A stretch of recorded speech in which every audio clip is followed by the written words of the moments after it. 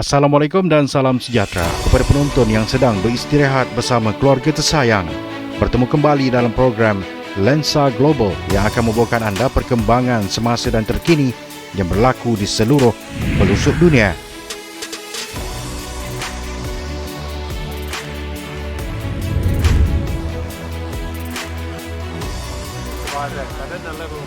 Empat individu termasuk seorang yang dilaporkan hilang sebelum ini disahkan meninggal dunia dalam satu kejadian tanah runtuh akibat hujan lebat yang melanda pulau di utara New Zealand.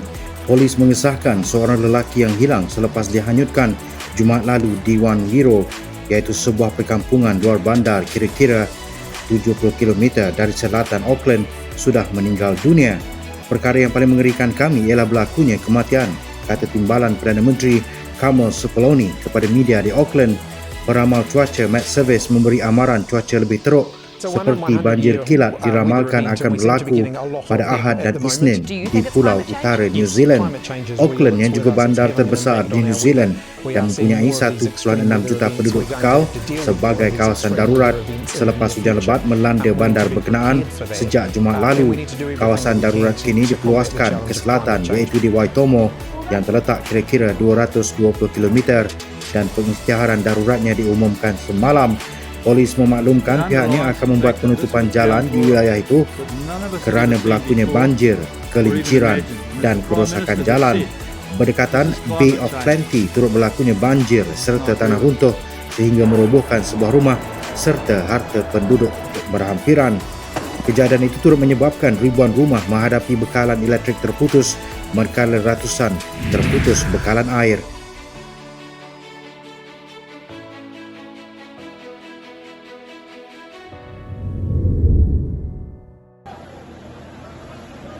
Beberapa suspek dipercayai ada kaitan dengan kes pengebom bunuh diri yang mengorbankan lebih 100 orang di sebuah masjid di Pakistan ditahan polis pada Selasa. Polis kini sedang menyiasat kemungkinan pengebom itu mempunyai bantuan orang dalam bagi mengelak pemeriksaan keselamatan. Tragedi di Peshawar itu adalah pengeboman paling meragut paling banyak nyawa dalam tempoh sedekad ini, berlaku di sebuah bandar bergolak di barat laut berhampiran sempadan Afghanistan. Pengeboman itu berlaku Isnin lalu ketika ratusan jemaah berkumpul untuk solat zuhur di sebuah masjid yang dibina untuk anggota polis dan keluarga mereka yang tinggal di kawasan bertembok tinggi. Penyiasat termasuk pegawai anti keganasan dan risikan menentukan siasatan bagaimana penyerang berjaya melepasi pusat pemeriksaan tentera dan polis bagi memasuki ke daerah Police Lines. Ia adalah sebuah kamp keselamatan era kolonial serta lengkap di pusat bandar yang juga rumah kepada anggota polis berpangkat rendah dan pertengahan serta keluarga mereka. Menteri Pertahanan Khawaja Asif berkata pengebom itu berada di saf pertama dalam surau ketika dia meledakkan bom. Sementara itu, Ketua Polis Wilayah Muazzam Jah Ansari memaklumkan mayat penyerang sudah ditemui. Kami percaya penyerang bukan daripada mana-mana kumpulan tertentu, katanya. Kumpulan militan paling aktif di kawasan itu Taliban Pakistan yang juga dipanggil Tehrik-e-Taliban Pakistan atau TTP menafikan pihaknya bertanggungjawab atas serangan itu, yang mana setakat ini tiada kumpulan mengaku melakukannya.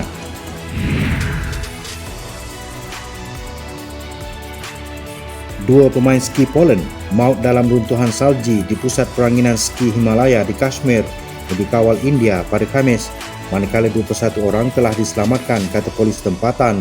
Seramai 21 warga asing dan 2 pemandu pelancong Kashmir terperangkap dalam runtuhan salji besar dan tertimbus di bawah salji ketika mereka bermain salji di pergunungan tinggi berhampiran bandar pelancongan Gulmarg. Menurut satu kenyataan pihak polis tempat, banjaran gunung Pirpanjal di Himalaya Barat adalah destinasi ski yang popular bagi para pelancong dan warga India. Pada 2010, sekurang-kurangnya 17 askar India terbunuh dalam runtuhan salji melanda sekolah High Altitude Warfare tentera India di Gulmarg semasa sesi latihan. Longsor dan tanah runtuh adalah perkara biasa di Kashmir dan telah menyebabkan angka kematian yang besar bagi tentera India dan Pakistan yang berkemah berhampiran barisan kawalan ketenteraan pergunungan dan hutan yang membahagikan Kashmir dengan musuh bersenjata nuklear.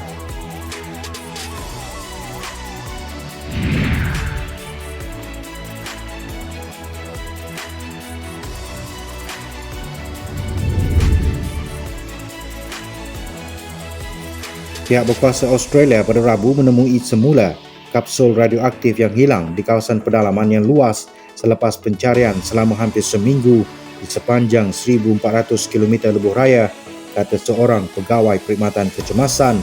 Tentera sedang mengesahkan kapsul itu dan ia akan dibawa ke fasiliti selamat di bandar Perth, kata Menteri Perkhidmatan Kecemasan Stephen Dawson. Mencari kapsul ini adalah satu cabaran yang sangat besar apabila mempertimbangkan skop pencarian. Namun, kumpulan pencarian berhasil menemuinya seolah-olah mencari jarum dalam timbunan jerami, katanya. Kapsul radioaktif itu adalah sebahagian daripada peralatan untuk mengukur ketumpatan biji besi dari lombong Gudai-Dari Rio Tinto di wilayah Kimberley yang terpencil di negeri itu. Biji itu sudah dibawa ke sebuah kemudahan di pinggir bandar Perth yang jaraknya jauh lebih panjang berbanding panjang keseluruhan Great Britain.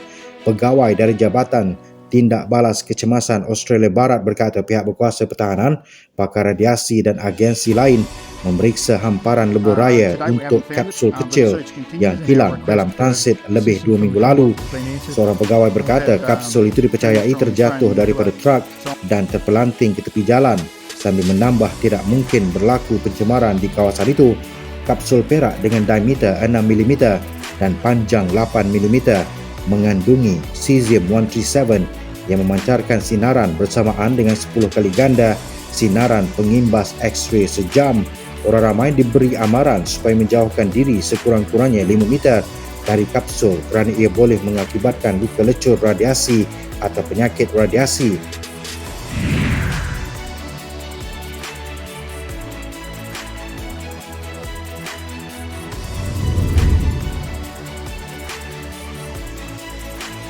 Penyelidik di Amerika Syarikat telah membangunkan robot amfibia yang diilhamkan oleh penyu dengan anggota badan yang boleh berubah bentuk bergantung kepada persekitaran. Penyu robot amphibious mengambil inspirasi daripada kedua-dua penyu air dan penyu darat dan boleh mengubah kakinya menjadi sirip sebelum ia masuk ke dalam air. Kami telah menggantikan kaki robot ini yang biasanya diperbuat daripada bahan tetap dengan bahan morphing, kata Robert Baines kepada media.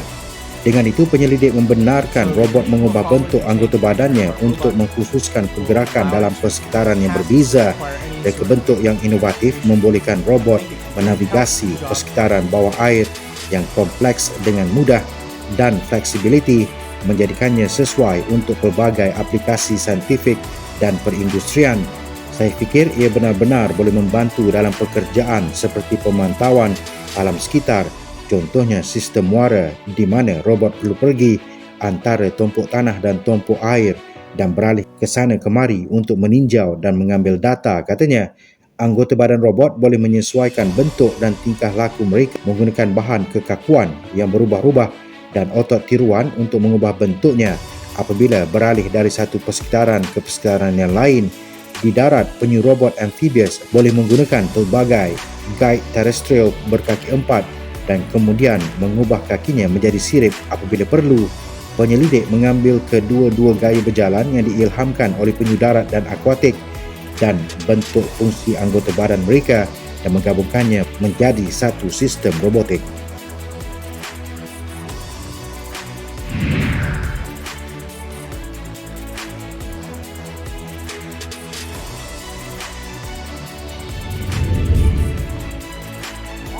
Syarikat penerbangan Emirates berjaya mengendalikan penerbangan ujian Boeing 777 pada Selasa dengan satu enjin yang dikuasakan sepenuhnya oleh bahan api penerbangan yang mampan yang muncul ketika syarikat penerbangan di seluruh dunia berusaha untuk mengurangkan jejak karbon mereka.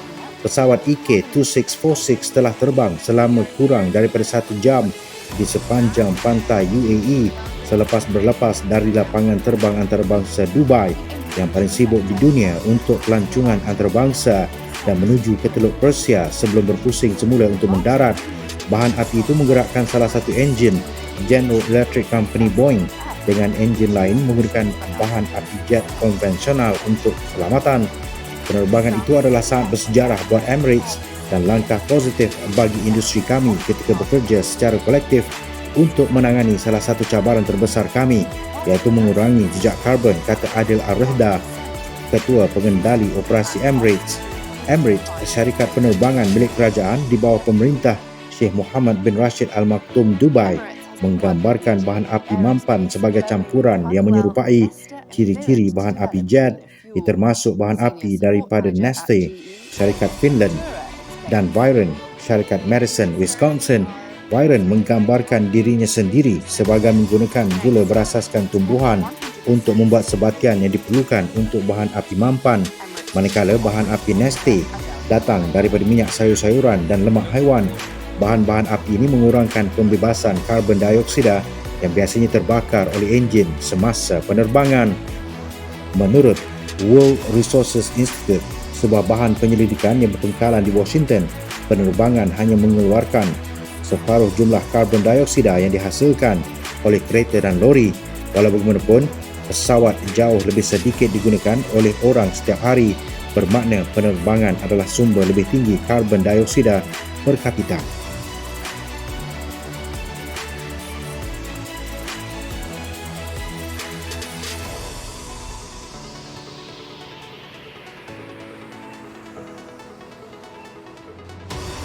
Untuk itu sekian saja Lensa Global pada minggu ini. Pastikan anda terus bersama dengan kami pada minggu hadapan waktu yang sama hanya di Bernama TV. Untuk sebarang komen dan cadangan, anda emailkan ke alamat yang tertera di skrin TV anda.